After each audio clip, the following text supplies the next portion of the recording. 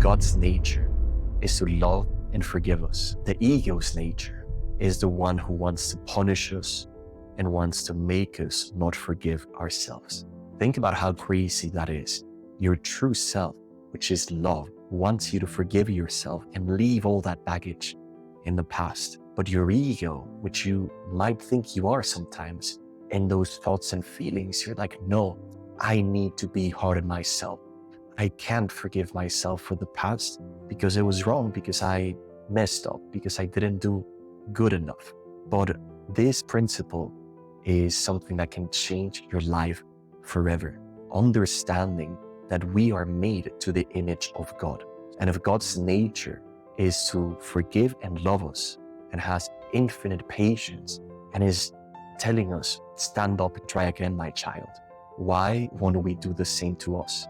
If God, the most powerful presence and the only intelligence in the whole universe, is wise and loving and infinitely patient with us, why wouldn't we do the same? Imagine if you have kids, or if you didn't have kids, imagine that child growing up and he or she makes a mess and they throw all the food on the floor. They're playing with paint and they just paint something on the wall where they shouldn't. You don't go immediately into judgment and punishment and saying, I will not forgive you, because that was a mistake. Kids are learning just as we are still learning, even though we are adults. I want to invite you to use this compassion, to use this gentle, loving power to forgive yourself. And just understand, wait a minute, if my true self wants to forgive me and has already forgiven me, why won't I let go of the attachment and the person of the ego and the mind to keep myself as a prisoner, as the one being judged and punished? You don't need that anymore. Whatever happened in the past has happened. You need to have grace, because the one who makes the mistakes is not your divinity or your sacredness or your true self. It's always the human, it's always the personality.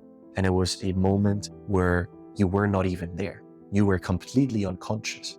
So make any amends you need to make with yourself.